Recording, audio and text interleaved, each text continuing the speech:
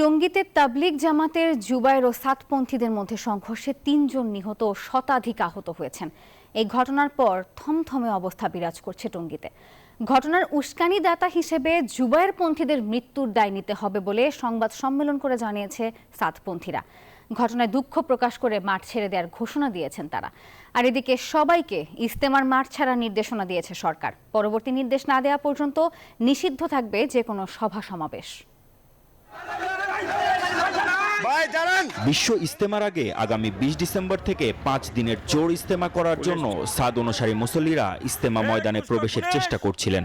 আর তাদের প্রতিহত করতে আগে থেকেই ময়দানে অবস্থান করছিলেন জুবায়েরপন্থীরা। বুধবার ভোরে ইজতেমা ময়দানে বাধে দুপক্ষের সংঘর্ষ, নিহত হন ৩ জন।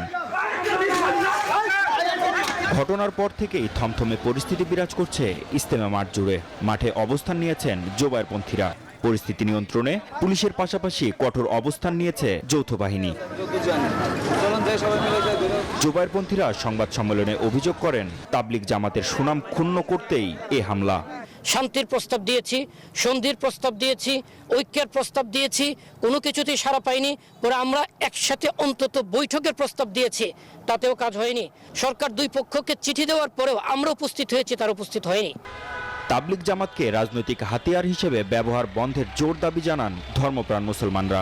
গতকালকে রাত্রে আমরা যখন আইসি, আমরা 4টা বাস আইসি আমরা থেকে, ওই 4টা বাসের উপর আঘাত করা হয়েছে এবং গালাগালি করা হয়েছে। ওরা কি করে এই গোষ্ঠীকে ধরে আয়ত্তে নিয়ে তারা রাজনীতি ফায়দা লুটবে, এই ক্যাপাসিটি সিস্টেম তাদের।